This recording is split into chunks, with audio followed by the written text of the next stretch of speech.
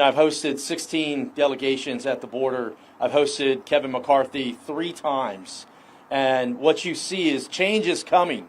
And change is going to be led by the people standing right here. It's Thanksgiving week. People are doing a lot of different things. And what are House Republicans doing? We're going to the epicenter of the border crisis, and we're highlighting 2 things. One, highlighting the men and women in green that are rolling up their sleeves and fighting every day for this country to keep it safe. 2, we're highlighting the failures of this administration. On Thanksgiving week, we have to be thankful for a lot of things. Kevin McCarthy mentioned the suicides, 14 suicides. This is historic. It's no longer migrants that are dying at the border, it's Americans. And those Americans are wearing green uniforms. Rocky Seriano, here in El Paso, recently committed suicide. This is an epidemic. This should get us all united. Tomorrow is going to be the 6-month anniversary of Uvalde. And what people don't realize is Uvalde went into lockdown. The schools in Uvalde went into lockdown 48 times before that school violence occurred. 48 times. Guess what? I see that same occurrence happening all over the district. Change is coming. That day, a week later, I hosted the President of the United States. And I pulled him aside and I said, Mr. President, now isn't the time, but I would like to visit with you in the White House to see how Republicans and Democrats can work together to secure this border. My staff has called the White House every week since then. I urge the Biden administration, please work with the House Republican leadership to secure this border because lives are on the line.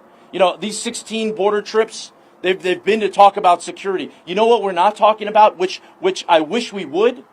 Commerce and trade. Guess what? There's so much more that El Paso has to offer the world. Reshoring, taking stuff that's happening in China, reshoring it to the United States and our partners in Mexico. We don't have those discussions. Why? Because our border is wide open and people are dying every single day. These are the discussions I wish we would have in Congress. But it starts somewhere. Change is coming. That change is now. That change does not happen without those that are willing to roll up their sleeves and fight for it. Yeah, Stone Garden is a federal grant program. House Republicans have been pushing to increase that. House Democrats have kept that the same for 3 years. I imagine we're going to increase that funding. I represent 42% of the southern border. I have 29 counties. Many of my counties, the sheriffs, the local law enforcement are doing the heavy lifting. One of the things that we were able to accomplish in the minority is out of that $90 million was to bring over $45 million of that to Texas. So that's a start. A lot of times these funds are the only thing that's keeping these small law enforcement offices the funds that they need in order to accomplish the job.